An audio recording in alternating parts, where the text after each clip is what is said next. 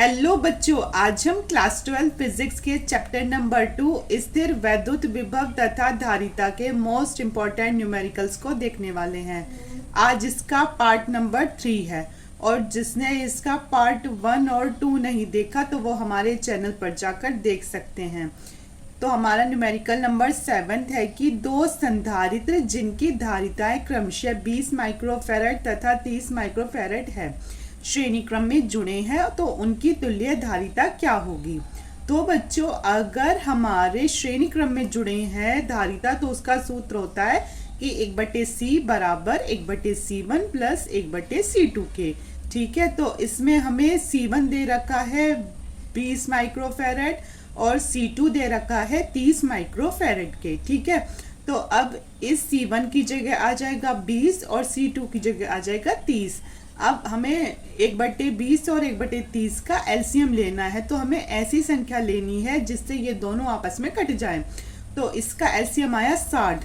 तो बच्चों 20 तिया 60 होता है तो ऊपर 3 से गुना कर दी, और 30 दूनी 60 होता है तो ऊपर 2 से गुना कर दी। तो ऊपर आया 3 + 2 और नीचे आया 60 के। तो हमारा 1/c बराबर हुआ 5/60 के। अब जब ये आपस में कटा तो हमारा होता है 12 एकम 12, 12 पंजे 60 के, मतलब कि 5 एकम 5 और 5 12 जा 60। तो 1/c बराबर 1/12 के हो गया। अगर इसे ऊपर ले जाएंगे तो c बराबर आ गया 12 माइक्रोफैरड। तो ये भी मोस्ट इम्पोर्टेंट क्वेश्चन था, ये प्रीवियस ईयर क्वेश्चन है। अब है हमारा न्यूमेरिकल नंबर 8 जो कि मोस्ट इम्पोर्टेंट है, जो कि पहले भी कई बार एग्जाम में रिपीट हो चुका है। तो हमारा न्यूमेरिकल नंबर 8 है कि एक समांतर प्लेट संधारित्र की प्रत्येक प्लेट का क्षेत्रफल 100 वर्ग सेंटीमीटर है तथा दोनों प्लेटों के बीच विद्युत क्षेत्र की तीव्रता E का मान दे रखा है 100 न्यूटन प्रति कूलम है। तो प्लेट पर कितना आवेश होगा हमसे क्यों पूछा गया है। तो सबसे पहले इसमें क्षेत्रफल दे रखा है, ए का मान कितना दे रखा है 100 सेंटीमीटर स्क्वायर। तो अब इस सेंटीमीटर को मीटर में चेंज करेंगे तो 1 सेंटीमीटर बराबर होता है 10⁻² मीटर के। तो अगर यहाँ सेंटीमीटर का स्क्वायर है तो फिर मीटर का भी स्क्वायर होगा, तो फिर 10⁻² का भी स्क्वायर हो जाएगा। तो हो जाएगा हमारा 100 × 10⁻⁴ मीटर स्क्वायर के। और इधर विद्युत क्षेत्र की तीव्रता E का मान दे रखा है 100 न्यूटन प्रति कूलम। हमसे आवेश पूछा गया है क्यों। और ये क्या है, ये है एक समांतर प्लेट संधारित्र। तो बच्चों आपको सूत्र पता है, समांतर प्लेट संधारित्र की धारिता का सूत्र होता है हमारा कि C बराबर ε0A/d के। ठीक है, अब चूंकि Q बराबर होता है CB के, क्योंकि हमसे पूछा Q ही गया है, तो Q बराबर CB के होगा। तो अब ये C कहाँ से आएगा, तो ये C आएगा समांतर प्लेट संधारित्र की धारिता, जिसका सूत्र होता है C बराबर ε0A/d के। तो इस C की जगह तो इसे रख देंगे।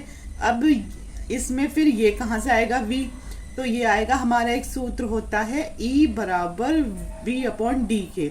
तो इसमें से हमें निकालना है V को, तो हो जाएगा V बराबर E × d के। तो अब इस B की जगह रख देंगे E × d और इस C की जगह रख देंगे ε0A/d।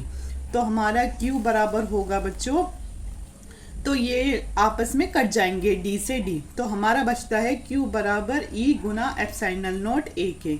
E का मान था 100, ठीक है, और ε0 का मान होता है 8.85 × 10⁻⁻12।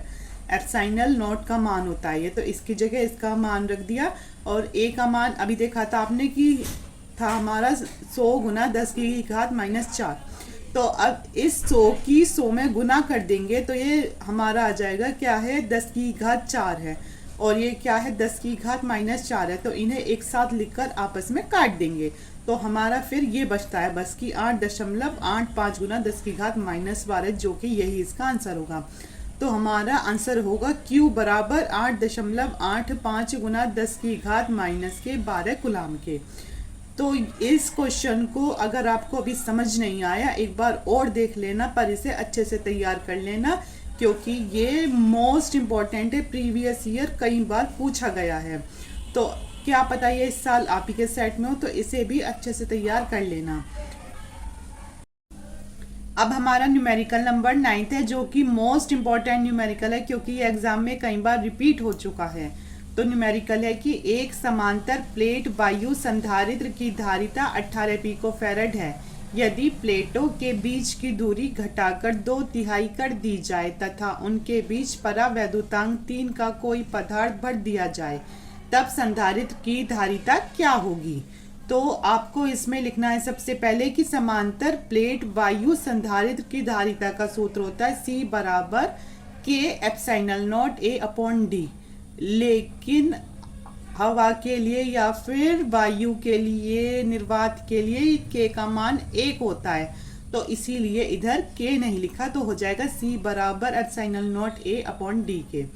अब बच्चों इसमें C का मान दे रखा है हमारा 18 पिकोफैरड धारिता दे रखा है, तो हो जाएगा 18 पिकोफैरड बराबर है epsilon naught A upon D के। ठीक है, अब हमसे यहाँ दूसरी धारिता पूछी गई, हमें एक तो धारिता दी गई है और दूसरी पूछी गई है, तो इसलिए हम यहाँ रख देंगे C डैश। इस बार वो हवा में नहीं है, उसके बीच कोई परावैद्युत पदार्थ भरा हुआ है और यहाँ हमें K का मान दे रखा हैगा। इस बार परावैद्युतांक K है हमारा 3।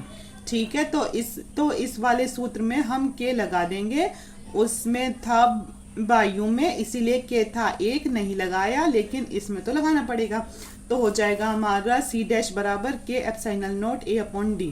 अब जो इसकी दूरी थी वो घटाकर कितनी कर दी गई, 2/3 दूरी कर दी गई। ठीक है, घटाकर, वैसे तो दूरी थी उसकी D, लेकिन उसकी दूरी को घटाकर 2/3 कर दिया, तो हो गया हमारा 2/3 D के।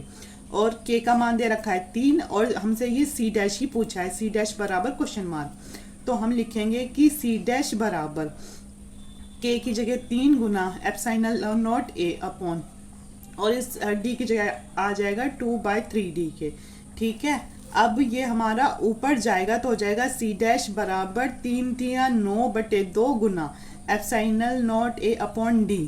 तो ये तो हमारा यहाँ भी था, ये हमने देखा था कि ये epsilon naught A upon D किसके बराबर था, 18 के।